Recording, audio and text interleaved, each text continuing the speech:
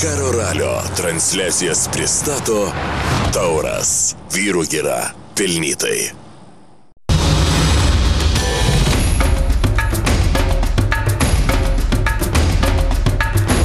Labas vakaras, gerbėmieji BTV žiūrovai. Šiandien 11 greičio ruožas Dakaro ralio maratone. Na ir šiandien didžioji dvikova. Ar sugebės Koma išlaikyti savo persvarą ir ar Peter Anselis aplenks Nani Romą? Šiandien papasakosim apie jauniausius Dakaro dalyvius.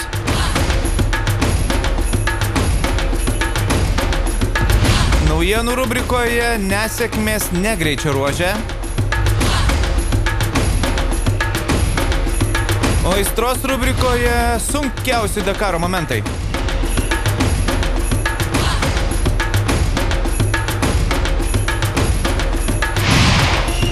Taigi, artimiausią pusvalandį kviečiu likti su BTV.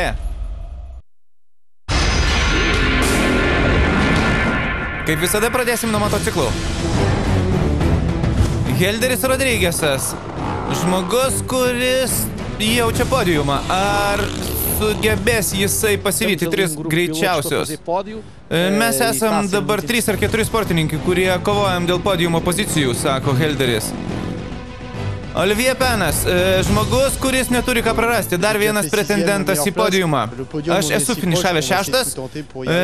Šiais metais esu taip arti podiumo, kaip niekada nebuvau, sako Olivier. Markas Koma. Rytoj reikia susikoncentruoti. Rytoj yra ilgiausias greičio ruožas.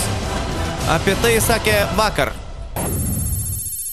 Ir išaušo šiandien diena. 605 km greičio ruožo. Tokio ilgo greičio ruožo šių metų Dakare dar nebuvo.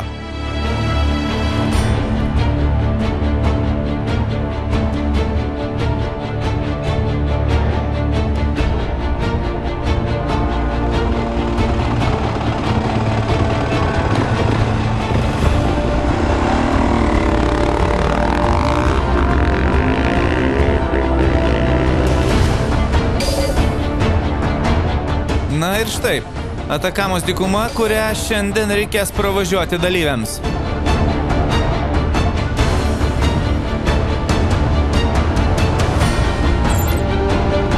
Cyrilas Depré.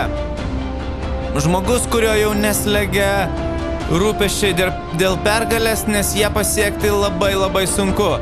Šiandien Depré pradėjo ramiai, greitai aplenkė Bareda Bortą ir be įtampos važiavo link finišo.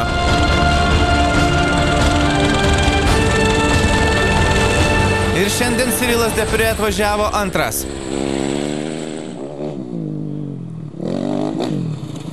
Su Marku Koma didžiąją dienos dalį važiavo Cyrilas Depré. Ir galų gale Markas Koma laimėjo šiandien, nepaisant to, kad krito greičio ruože.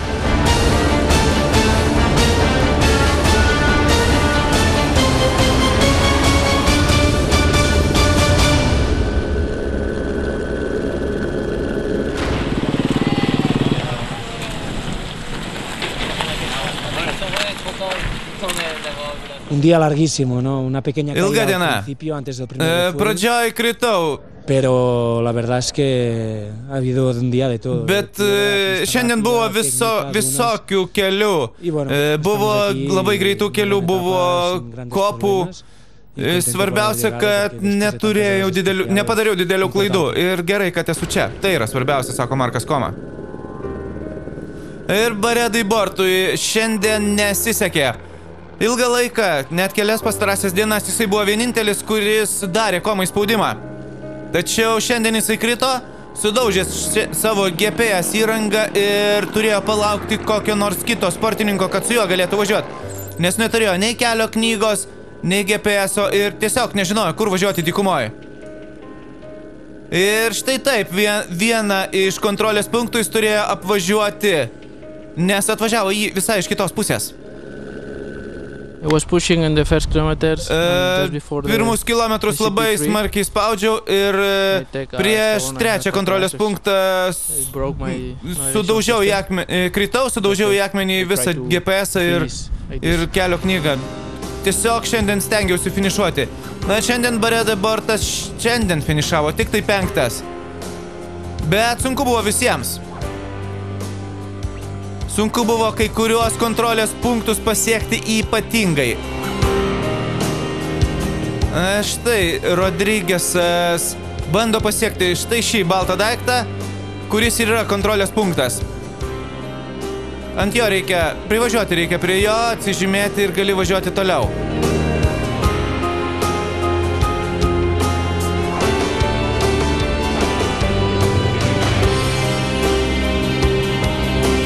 Antroji Honda šiandien taip pat turėjo sunkumų, Helderis Rodrigesas 2 kartus net pradūrė savo degalų baką. Galų gale jisai net 10 minučių prarado šiame greičio ruože ir Cyrilas Depre jį pasivijo, dabar jo skiria jau tik tai 43 sekundės ir tai yra kova dėl 4 vietos bendroje įskaitoje. Olivier Panas pradėjo 4 ir šiandien yra geriausias jo pasirodymas šių metų Dakare, šiandien jis finišavo 3 vietoje. 4 vietoje bendroje įskaitoje jis yra ir tai visai neblogas pasirodymas. Jisai dar turi šansų iki Valparaiso atvažiuoti į 3 vietą. Viladomas šiandien tik tai 4 ir šiandien Panas jį aplenkė, bet aplenkė tik pusę minutės, taigi tarp jų vis dar yra 14 minučių skirtumas. Na ir kas jau kas, bet Markas Koma gali jaustis ramus. Beveik valanda iki artimiausio persekėtojo ir tik tai didelė nesėkmė dabar gali jį nublokšti tolyn bendros rikiuotės įskaitoje.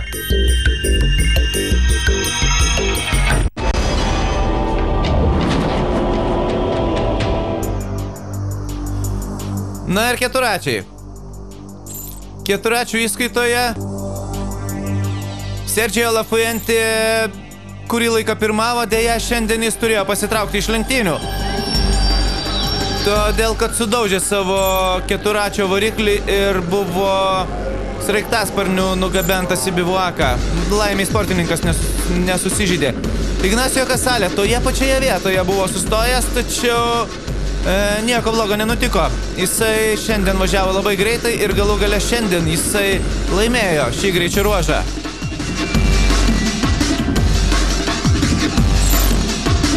Sebastianas Guseini, dar vienas žmogus, kuris šiandien buvo pakankamai greitas, bet šiandien jisai važiuoja kol kas link 3 pozicijos.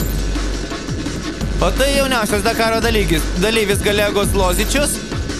Šiandien jisai visai neblogai važiuoja. Kol kas jisai važiuoja apie 7 vietą, tiesa dar nefinišavo. Vakar laimėjęs Sergejus Karekinas šiandien nebebuvo toks greitas, šiandien jisai tik tai 5 vietoje.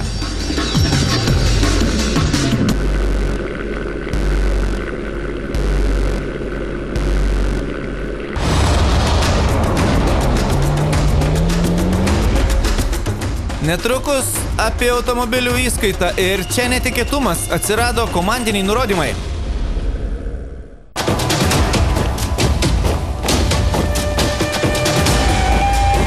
Tačiau prieš tai istorijos ir istorijose šiandien tiesiog vaizdai nereikalaujantis komentaro.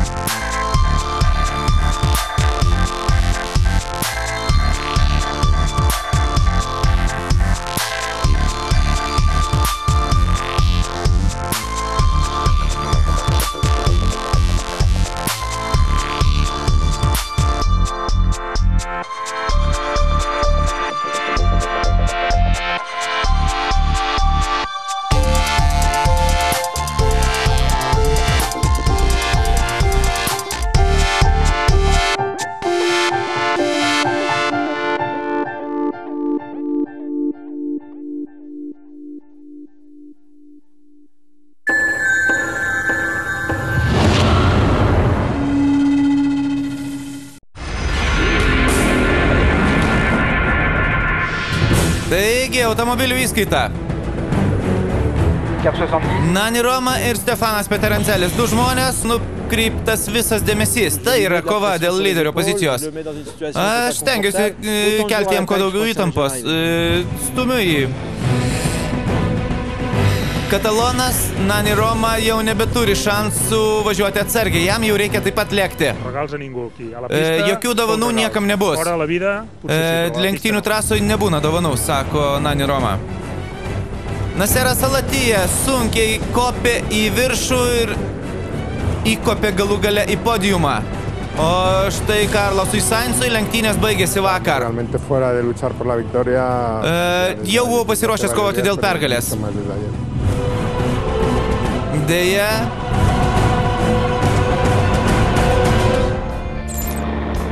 Na ir lietuviai. Lietuviams vakar buvo nebloga diena. Benediktas Vanagas finišavo 23 pozicijoje ir kyla į 37 vietą bendroje įskaitoje. Antanas Juknevičius finišavo 39 ir jis pakilo iki 49 vietos bendroje įskaitoje. Tikrai gera diena lietuviams, nors jie jos šiek tiek bijojo. Tačiau apie tai iš paties Benedikto lūpų. Važiavome stabiliai pakankamai ir manau, kad padarėme visai neblogą rezultatą. Kiek aš žinau, preliminariai mes esame 23, tai manau, kad tai yra neblogas greitis. Dar vienas dalykas, kurį turiu pasakyti, turbūt gal likus 150 km iki finišo dingo mano vairo stiprintuvas Oskaro. Tai galiu, taip, rankų turbūt ne visai jaučiu po greičio ruožo. Ir šiaip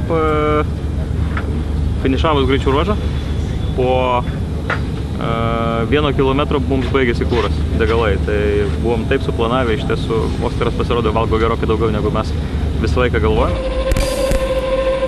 Na ir vakar naktį štai tai buvo atgabentas į bivaką SMG bagis. Filipas Gašas, šio bagio konstruktorius, pasitiko jį ir galų gale komanda atsisveikino su Sainzu šiemet. Sainzas net apsiverkė. Štai taip, liūdnai baigėsi lenktynės. Na, o šiandien ryte drama kitoje stovykloje, mini stovykloje, nes Stefanas Peterancelis šiandien ryte sužinojo, kad komandos vadovai uždraudė jam lenktyniauti su Nani Roma ir teko pasilikti toje pozicijoje, kokioje jie yra dabar. Stefanas, šiandien sužinojau, kad turiu būti lėtesnis. Liepta nelėkti ir būti ten, kur esam. Tose pozicijose, kuriuose esam. Labai gaila, nes nuo 40 minučių atsilikimo aš šiandien vakar sumažinau jas iki 2 minučių. Bet žaidynės baigėsi, sako Peterancelis. Taigi, į Atakamą Nani Roma išvažiavo pasiimti pergalės. Ir dabar jam gali sutrukdyti tik tai jis pats arba technika. O tai Alvaresas su Fordu. Šiam lenktynininkui iš Argentinos šiandien buvo nebloga diena, šiandien jis 8. Niekaip nesiseka ten Brinklui iš Olandijos. Jisai vylėsi patekti į 10, tačiau šiandien jis ir vėl turėjo techninių bėdų. Pasitraukus Carlosui Sainzui, Ronanas Šabo su tokiu pačiu SMG bagiu vienintelis liko komandoje ir jis važiuoja visai neblogai. Šiandien jisai 6.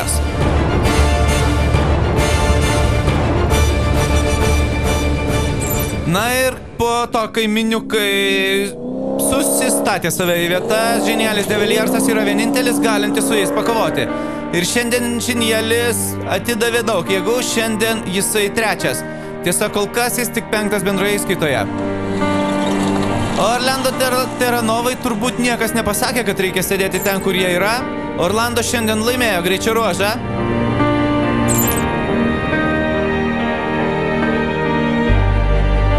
Naseras Al-Attiyah labai daug jėgų atidavė tam, kad įvažiuotų į podiumą, kad atvažiuotų į 3 vietą. Ir panašu, kad komanda liepė ten jam ir likti. Šiandien Naseras tik tai 5. Na ir Stefanas Peterancelis visiškai nusivylęs tuo, kad komanda tiesiog paliepė jam nelaimėti šių metų Dakaro. Jisai 12 Dakaro pergalės, ko gero, neturės bent jau šiais metais.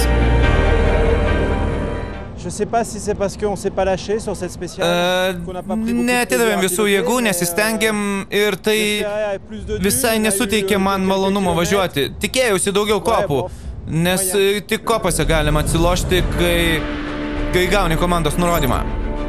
Taigi, Nani Romai stresas baigėsi. Jisai padidino savo pranašumą iki Stefano Peterancelio iki 5 minučių.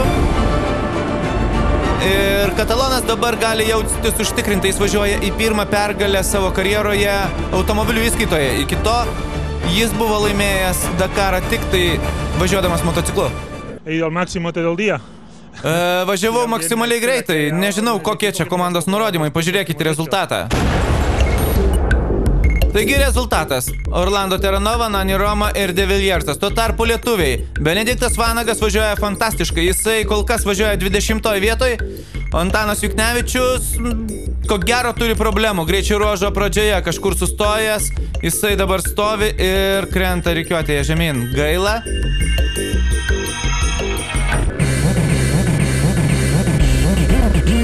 Ir Japonas Mitsuhashi yra T2 klasės lyderis.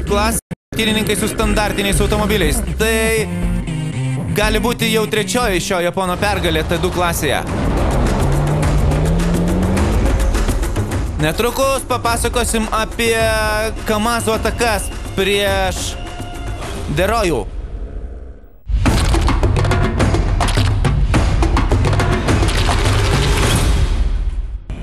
Tačiau prieš tai apie jauniausius Dakaro dalyvius. Jeremijas Gonsalesas, kuriam eina tik 19 metai, yra jauniausias visų laikų Dakaro dalyvis.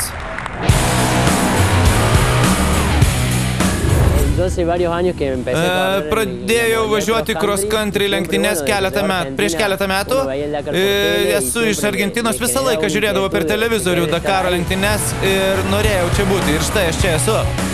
Robertas Van Peltas, jam 20, tačiau jam tai jau antras Dakaras. Pernai jis finišavo 47 vietoje. Pernai buvo man pirmas Dakaras ir mane labiausiai stebino labai ilgos dienos, labai ilgi greičio ruožai. Bet šiais metais jie dar ilgesni ir dar sunkesni. Martinas Kačmarskis iš Lenkijos, jam tik 23, tačiau jis Dakare važiuoja už mini komandą.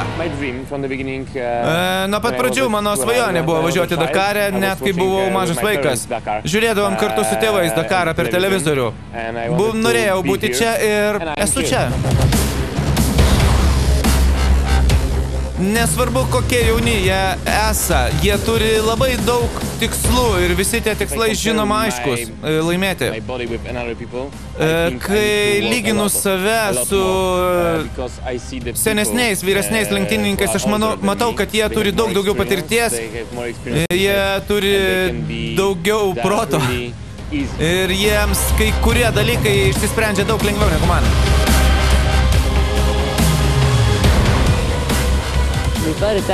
Mano tėvai labai pergyvena dėl manęs, džiaugiasi, kad aš atvažiuoju nepatyręs traumų, o aš jiems neduodu laiko nervintis, nes atvažiuoju gan anksti. Mano mama ruošia visus dokumentus, o mano tėtis ruošia motociklus, taigi jie dėl manęs nesijaudina. Mano tėvai pastumėjo mane būti čia. Na ir jie nestokoja ambicijų. Mano tikslas atstovauti gamyklinę komandą. Vieną dieną norėčiau laimėti Dakarą. Aš labai stengsiuosi, kad tai pasiekčiau. Norėčiau laimėti Dakarą, kol man sukaks 30, sako Kačmarskis. Prisiminkite šiuos vardus. Galbūt kažkada jie tikrai stovės ant nugalėtojų pakylos.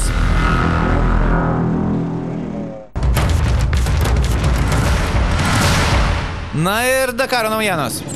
Naujienų rubrikoje ar bolivietis Nosiglija štai taip pradėjo greičio ruožą. Neišvažiavęs iš Biguako susidūrė su kitų automobiliu ir problemos paprastai nesibaigė.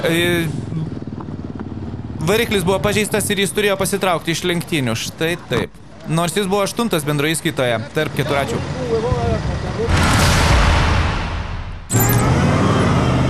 O štai andorietis Albertas Lovera taip pat turėjo pasitraukti iš lenktynių ir tai yra lenktynininkas, kuris yra neįgalus, važiuoja su rankiniu valdymu, su bagiu. Tai jau antras jo Dakaras, antras bandymas važiuoti Dakarą, deja, jisai abu kartus pasitraukė iš lenktynių, nepasiekęs finišo.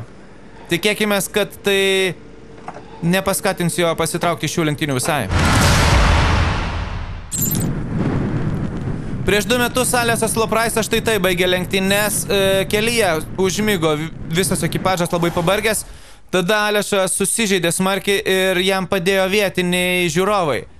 Vakar Alešas Lopraisas padėkojo tiems patiems žmonėms, įteikė jiems suvenyrų. Ir svarbiausia čia yra žmogiška padėka ir ryšiai tarp lenktynininkų ir žiūrovų. Muchas gracias, amigos, para todos. Gracias a ti. Good to see you. Thanks a lot.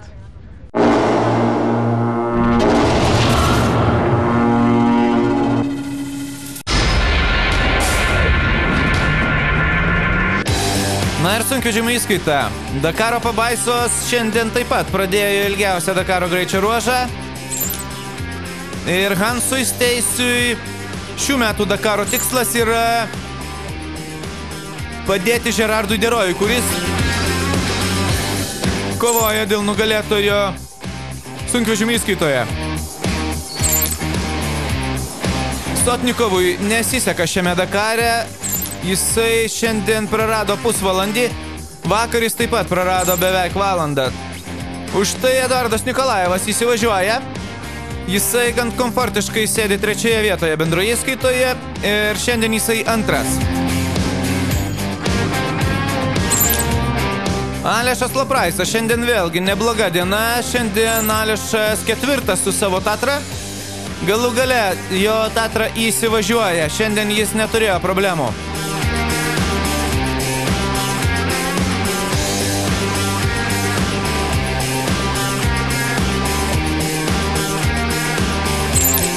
Tačiau jis nieko negali padaryti prieš tai šios žmonės, prieš Kamazus.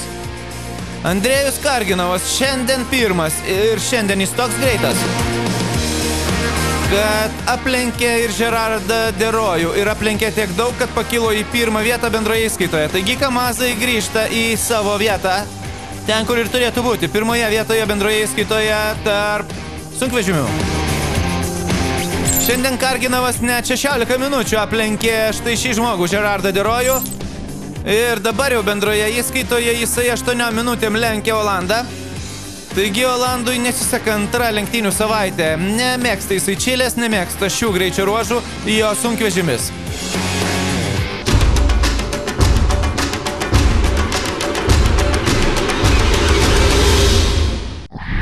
Na ir šiandien apie Dakaro košmarus. Tarpusavyje mes Dakarą vadiname košmaru, sako Atienas Lavinas. 2001-aisiais aš pirmą kartą važiavau kaip BMW komandos narys su motociklu. Ir maždaug įpusėjus lenktynę supratau, kad aš pirmauju tame greičio ruože, bet sugedo mano starteris. Sustojau tam, kad pasitaisyčiau ir bandydamas atsilošti sugaištą laiką, kritau, sudaužiau savo GPS įrangą. Tada kritau dar kartą, pramušiau variklio karterį, pradėjo bėgti tepalas, likus vos 100 km iki finišo. Ir tada aš susiradau vietinį Tuaregą, kurie iškyla tiesiog iš niekur dykumoje, ir jis man pardavė 2 litrus riešutų aliejaus. Ir taip aš sugebėjau atvažiuoti iki finišo. Tai buvo 94-ieji. Tais metais labai daug dalykų atsitiko. Greičio ruožas buvo atšauktas, bet mes to nežinojom. Važiavom tiesiog per geležinkelio bėgius. Ir buvo labai baisu, todėl kad keletą kartų prasilenkiau su traukiniu. Vieną kartą jisai aplenkė mane iš galo ir to aš niekada nepamiršiu.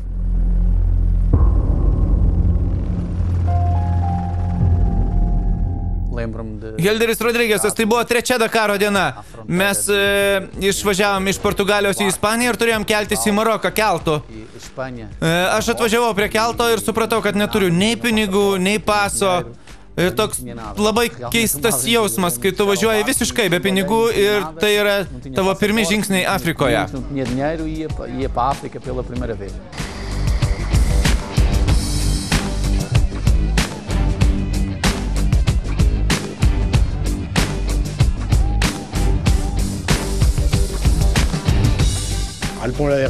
Etienas Lavinas, mes turėjom keltis per Nigeriją, todėl kad per ją negalėjom važiuoti ir pasisamdėm rusų lėktuvus, didžiausius krovininius lėktuvus ir per 3 dienas turėjom visą karavaną perkelti lėktuvu į kitą šalį, per Nigeriją.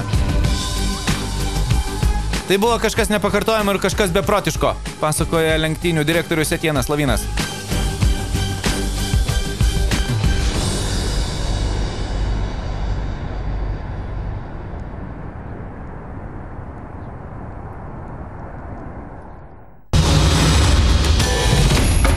Na ir kasgi mūsų laukia rytoj? Rytoj neilgiausias greičio ruožas, tačiau rytoj anot organizatorių jūs bus pats sunkiausias. Štai čia, rytoj ir išsispręs Dakaro nugalėtojo likimas absoliučiai visose įskaitose. Likite su BTV ir nepamirškite mūsų žiūrėti rytoj vakare. Gero jums vakaro. Iki.